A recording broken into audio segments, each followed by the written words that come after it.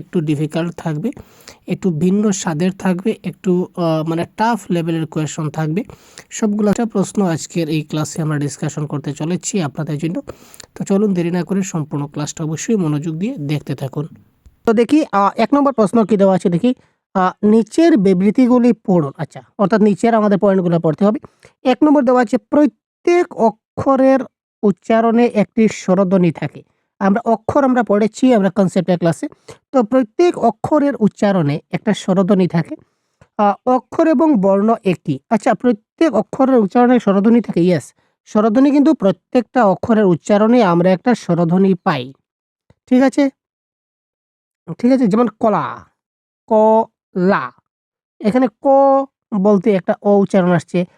লা, লা বলতে একটা আর উচ্চারণ আসছে।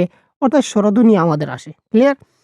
অক্ষর এবং বর্ণ একই। না, অক্ষর এবং বর্ণ এক জিনিস নয়। অর্থাৎ একবারে যতটুকু উচ্চারণ করা যায় এটা হচ্ছে একটা অক্ষর। একবারে যতটুকু উচ্চারণ করা যায় এটা হচ্ছে অক্ষর। আর বর্ণ পার্টিকুলার সম্পূর্ণ সবগুলো আলাদা, আলাদা সেপারেট থাকে। তো অক্ষর এবং বর্ণ এক জিনিস নয়। তার মানে অপশন নাম্বার বি কারেক্ট নয়। আর অপশন এটা কারেক্ট। তার মানে এ সত্য, বি মিথ্যা। এটা হবে এই ক্ষেত্রে কি কারেক্ট আনসার। ক্লিয়ার? বর্ণ এবং অক্ষর একই জিনিস নয়, বারবার বললাম। এবার দেখি অক্ষরের উচ্চারণকালের একক হলো মাত্রা। ইয়েস, এটা তো ঠিক আছে ভাই। অক্ষরের উচ্চারণকালের একককে বলা হয় মাত্রা। মাত্রা কাকে বলা হয়? এই যে অক্ষরের উচ্চারণকালের যেটা একক, একককে কিন্তু মাত্রা বলা হয়।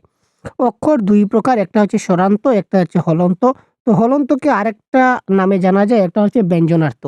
তার মানে দুটোই কিন্তু কারেক্ট। তার মানে এ, বি দুটোই কারেক্ট। তো option number 3 is the right answer. A এবং বি দুটাই সত্য। এখানে হয়ে যাবে আমাদের এই ক্ষেত্রে কি কারেক্ট আনসার। ক্লিয়ার? বাঁশি বাজে বন মাঝে কি মন মাঝে, এই বাক্যে উদ্দেশ্য পদ কোনটি? অর্থাৎ কাকে উদ্দেশ্য করে বাক্যটা তৈরি হয়েছে? এখানে বাঁশিকে উদ্দেশ্য করে তৈরি হয়েছে, কারণ কে বাজে? বাঁশিটা বাজে। তো বাঁশিটাকে উদ্দেশ্য করে সম্পূর্ণ বাক্যটা হয়েছে, যার কারণে এখানে বাঁশি হচ্ছে উদ্দেশ্য পদ। আর বাঁশিকে উদ্দেশ্য রেখে বাকি যে পদগুলো রয়েছে, যেমন বাজে, বন মাঝে কি মন মাঝে, এই সবগুলো হচ্ছে বিধেয় পদ। ক্লিয়ার? উদ্দেশ্য পদ হচ্ছে এখানে বাঁশি, আর এই সবগুলো হচ্ছে কি বিধেয় পদ। রামকানাই কাগজ কলম লইয়া প্রস্তুত হইলেন। উদ্ধৃত বাক্যে ক্রিয়াপদ ২টি যথাক্রমে। আচ্ছা, তো এই বাক্যে ক্রিয়াপদ কয়টা আগে দেখি। একটা হচ্ছে লইয়া, একটা হচ্ছে হইলেন। ২টা ক্রিয়াপদ আছে। তো ২টা ক্রিয়াপদগুলা কি, কি? আমি কিন্তু ক্রিয়াপদের ক্লাসগুলা দিয়েছি। প্রত্যেকটা ক্লাস আমরা কমপ্লিট করেছি। আপনারা এই ভিডিওর ডেসক্রিপশনে আমরা ২টা প্লেলিস্ট লাগিয়ে দেব। একটা হচ্ছে কমন বাংলা ব্যাকরণ। যেকোনো টপিক আপনারা এইগুলা যদি পড়েন তো আপনারা কভার করতে পারবেন। একটা হচ্ছে কেবিএস, এনবিএসসি এর জন্য বেশ কয়েকটা ক্লাস আমরা প্রোভাইড করেছি। এইটার প্লেলিস্ট আপনারা এই ভিডিওর ডেসক্রিপশনে পেয়ে যাবেন। আর ২টা প্লেলিস্ট পাবেন। তো ২টা প্লেলিস্টের ভিডিওগুলো আপনারা দেখতে থাকুন। আশা করি আপনাদের পরীক্ষায় এই টপিকগুলা থেকে যদি প্রশ্ন আসে 100% আপনি কারেক্ট করতে পারবেন। পুরা কনসেপ্ট ক্লিয়ার করা আছে। তো রামকানাই কাগজ কলম লইয়া প্রস্তুত হইলেন। এখানে ২টা ক্রিয়াপদ। একটা হচ্ছে লইয়া, একটা হচ্ছে হইলেন। তো লইয়াটা কি ধরনের ক্রিয়াপদ? তো লইয়া, রামকানাই কাগজ কলম লইয়া। তার মানে পিছনে আর কিছু একটা আছে বোঝাচ্ছে। বাক্যটা কিন্তু সম্পূর্ণ হয়নি। তার মানে লইয়াটা হচ্ছে আমাদের, যেহেতু সে কি মানে বাক্যটা কমপ্লিট করছে না। তার মানে ১ম টা হচ্ছে অসমাপিকা। ১ম টা হচ্ছে কি অসমাপিকা। আর হইলেনের দ্বারা সম্পূর্ণ বাক্যটা সমাপ্ত হচ্ছে, পরেরটা সমাপিকা। তো অসমাপিকা এবং সমাপিকা। উম অসমাপিকা এবং সমাপিকা অপশন নাম্বার 4 এ দেওয়া আছে। এটা হচ্ছে এক্ষেত্রে কি কারেক্ট আনসার। তো সমাপিকা, অসমাপিকা, অকর্মক, দ্বিকর্মক, সকর্মক এই ক্রিয়াপদের ভাগগুলো আপনারা অবশ্যই দেখে নেবেন কনসেপ্টের ক্লাসে। সর্ব, সব, সকল, উভয়, সবকিছু, এই যে পদগুলা, এইগুলা একেকটা সর্বনাম। সর্ব, সব, তারপর সকল, উভয়, সবাই, সবকিছু, এগুলা হচ্ছে প্রত্যেকটা একেকটা সর্বনাম। তো কথা হচ্ছে ভাই, এটা কি ধরনের সর্বনাম? এগুলা হচ্ছে একেকটা সাকল্যবাচক সর্বনাম। সর্বনাম পদের প্রকারভেদ, অব্যয় পদের প্রকারভেদ, বিশেষণের প্রকারভেদ, এই সবগুলো আপনাদেরকে দেখতে হবে। নিচের কোনটি কালবাচক ক্রিয়া বিশেষণ, মানে সময়বাচক? ঠিক আছে? কালবাচক ক্রিয়া বিশেষণ কোনটি আমাদের দেখতে হবে। সর্বদা সত্য কথা বলিও, বৃষ্টি পড়ে টাপুর টুপুর, পশ্চাতে রাখিছ যারে সে তোমারে পশ্চাতে টানিছে, সচকিতে চাহিলা পশ্চাতে। তো এখানে কালবাচক মানে সময়। তো সর্বদা সত্য কথা বলিও, তো কোন সময় সত্য কথা বলিও? সর্বদা বলিও, সব সময় বলিও। তো এটা সময় নির্দেশ করছে, কাল নির্দেশ করছে। কখন সত্য কথা বলবো? সব সময় বলবো, সর্বদা বলবো। সুতরাং সময় বা কাল ইঙ্গিত করছে সর্বদা শব্দ দ্বারা। সুতরাং এটা হচ্ছে এই বাক্যটা হচ্ছে কি কালবাচক ক্রিয়া বিশেষণ। ক্লিয়ার? শুদ্ধ বিকল্পটি নির্বাচন করুন। এখানে শুদ্ধ বিকল্পটা নির্বাচন করতে হবে। আপনার হাতে দিলেন জ্বালায়ে প্রদীপমালা। আপনার হাতে দিলেন জ্বালিয়ে প্রদীপমালা। এটা নিত্যবৃত্ত অতীত। দিতেন। আপনার হাতে দিতেন জ্বালায়ে প্রদীপমালা, এটা নিত্যবৃত্ত অতীত। এটা অতীতকালের উদাহরণ। এটা নিত্যবৃত্ত অতীত কিনা না? দিতেন মানে তিনি আগে কিন্তু দিতেন, প্রায় সবসময় দিতেন। তো এটা হচ্ছে কারেক্ট। আগে সবসময় যে ঘটনাটা ঘটতো এটা নিত্যবৃত্ত অতীত। দেবে আর নেবে, মিলেবে মিলিবে, যাবে না ফিরে, এটা সাধারণ ভবিষ্যৎ। ইয়েস, এটা তো ভবিষ্যৎ দেখতে পাচ্ছি। মা আমায় মানুষ করো, এটা বর্তমান অনুজ্ঞা। ইয়েস, এটা বর্তমান অনুজ্ঞা কাল। তো ক্রিয়ার কাল থেকে আমরা কথা বলেছিলাম। দুলিতেছে বিদ্যুতের দুল, এটা ঘটমান মানে কি কাজ চলছে, প্রেজেন্ট কন্টিনিউয়াস টেন্স।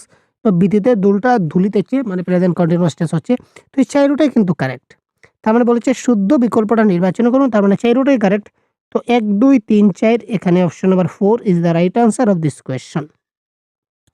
দুধে ভাতে, এটা কি ধরনের দ্বন্দ্ব সমাস? আমাদের প্রশ্ন নাও থাকতে পারে যে এটা কোন সমাস? প্রশ্ন থাকতে পারে নিচের কোনটা দ্বন্দ্ব সমাস? ঠিক আছে? বা দুধে ভাতে কি ধরনের দ্বন্দ্ব সমাস? বা একটা শব্দ দেবে বা নিচের কোনটা সমার্থক দ্বন্দ্ব, নিচের কোনটা বিপরীতার্থক দ্বন্দ্ব। এই ধরনের যে ভিতর থেকে প্রশ্নগুলো আসবে। তো যে সকল দ্বন্দ্ব সমাসে বিভক্তি যুক্ত থাকে, যেমন যদি বলি দুধ ভাত, তো দুধ একটা পদ, ভাত আরেকটা পদ। ঠিক আছে? এটা হচ্ছে আমাদের কি সাধারণ দ্বন্দ্ব আমরা বলতে পারি। দুধে ভাতে যখনই তার সঙ্গে একার যুক্ত হয়ে যাবে তখন এটা হয়ে যাবে কি অলুক দ্বন্দ্ব। যখনই তার সঙ্গে বিভক্তি যুক্ত হয়ে যায় তখন সেটা হবে অলুক দ্বন্দ্ব। ক্লিয়ার? তারপর আমরা বলেছি নিচের বিবৃতিগুলো আমাদের পড়তে হবে। এবার দেখে নিই বাক্য সম্বন্ধে প্রশ্ন আসছে। বাক্যে ব্যবহৃত পদগুলোর ৩টা বৈশিষ্ট্য আছে। আসক্তি, যোগ্যতা এবং আকাঙ্ক্ষা। Yes, 100% correct. বাক্যে ব্যবহৃত যে পদগুলা থাকে এই পদগুলার ৩টা বৈশিষ্ট্য থাকা দরকার। ১ নম্বর আসক্তি থাকা দরকার, ২ নম্বর যোগ্যতা থাকা দরকার, ৩ নম্বর আকাঙ্ক্ষা থাকা দরকার। তো আসক্তি কি, যোগ্যতা কি, আকাঙ্ক্ষা কি, এই নিয়ে আমরা অলরেডি ভিডিও আপনাদের বানিয়ে দিয়েছি। আপনারা দেখে নেবেন। এখান থেকে ভিতর থেকে প্রশ্ন আসার চান্স আছে। বাক্যের প্রধান ২ টা অংশ থাকে। আবার বলেছি যে বাক্যের প্রধান ২ টা অংশ থাকে। একটা হচ্ছে উদ্দেশ্য, একটা হচ্ছে বিদেহ। তার মানে এ, বি কিন্তু দুটাই কারেক্ট, দুটাই হচ্ছে শুদ্ধ। তার মানে এ এবং বি দুটাই সত্য। Option number 3 is the right answer of this question.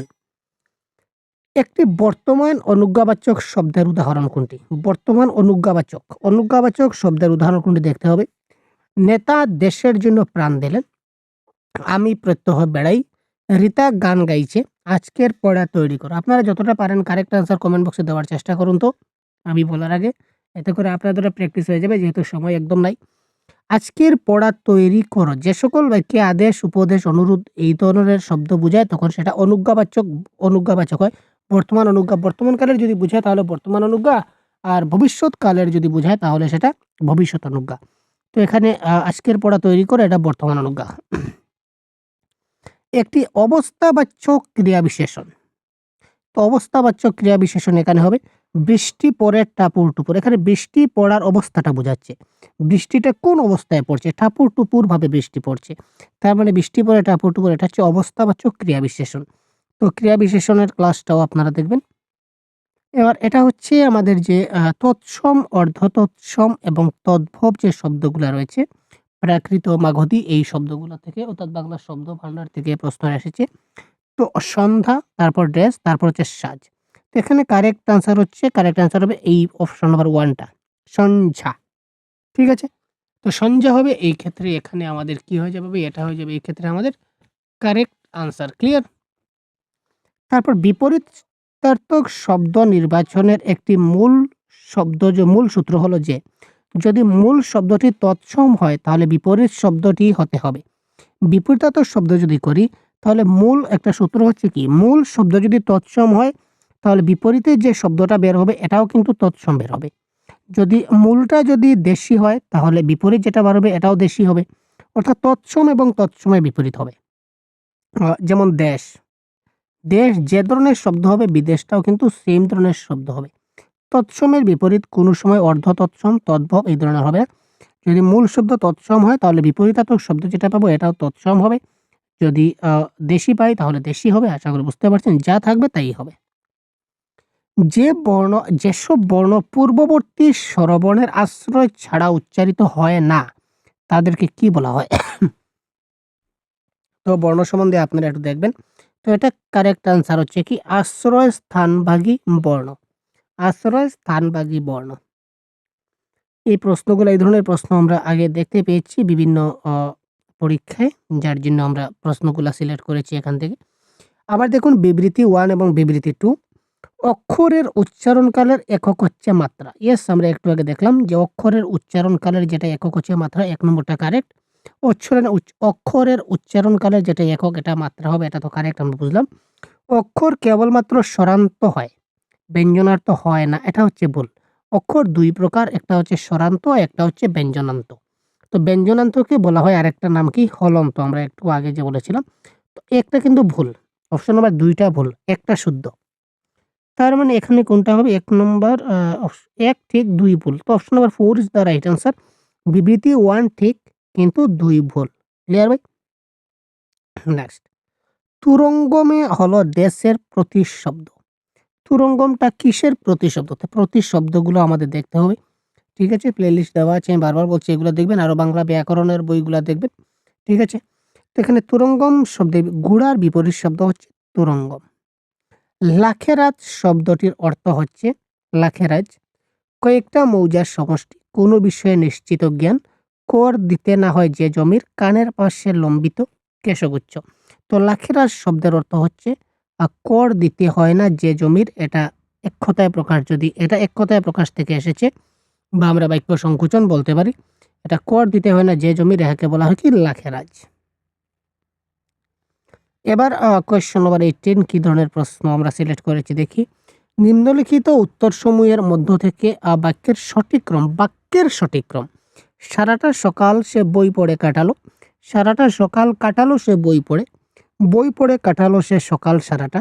বই পড়ে সে সারাটা কাটালো সকাল। তো এখানে আমরা একটু দেখতে পাই যে সারাটা সকাল সে যে বই পড়ে কাটালো, এখানে যদি গল্পের আকারে বা বাক্যের আকারে লিখি তাহলে এটা হবে কারেক্ট আনসার। গল্পের আকারে লিখলে এটা হবে কি সারাটা সকাল সে বই পড়ে কাটালো, এটা হবে এই ক্ষেত্রে কি আমাদের কারেক্ট আনসার। তারপর কোয়েশ্চন নাম্বার 19 যদি আমরা দেখি, রাম কর্তৃক রাবণ হত হয়েছিলেন। বাক্যটি রেখাঙ্কিত কর্তৃক শব্দটা হলো। কর্তৃক শব্দটা কি ধরনের শব্দ? ক্রিয়াপদ, উপসর্গ, নাকি অনুসর্গ, নাকি বিশেষ্য পদ? তো এই বাক্যে কর্তৃক যেটা শব্দ এটা হচ্ছে আমাদের কি অনুসর্গ, হচ্ছে এই ক্ষেত্রে আমাদের কারেক্ট আনসার। সন্ধি সম্পর্কিত কোন মন্তব্যটা সঠিক? সন্ধি সম্পর্কিত, সন্ধি নতুন শব্দ নির্মাণের একটি প্রক্রিয়া। সন্ধি শব্দকে পদে পরিণত করার একটি প্রক্রিয়া। সন্ধি নতুন শব্দ নির্মাণের একটি প্রক্রিয়া। সন্ধি শব্দকে পদে পরিণত করা প্রক্রিয়া। শব্দকে পদে পরিণত করে সমাস, সন্ধি নয়। সন্ধির ক্ষেত্রে উচ্চারণের কোনো সম্পর্ক নাই। কেন নাই ভাই? সন্ধি তো উচ্চারণের সৌন্দর্য, মাধুর্যের জন্য তো সন্ধি হয়। সন্ধি হলে শব্দের অর্থের পরিবর্তন হয় না, কখনো কখনো হয়ে যায়। তার মানে option number 1 is the right answer. সন্ধি নতুন শব্দ নির্মাণের একটি প্রক্রিয়া। ক্লিয়ার? তো আজ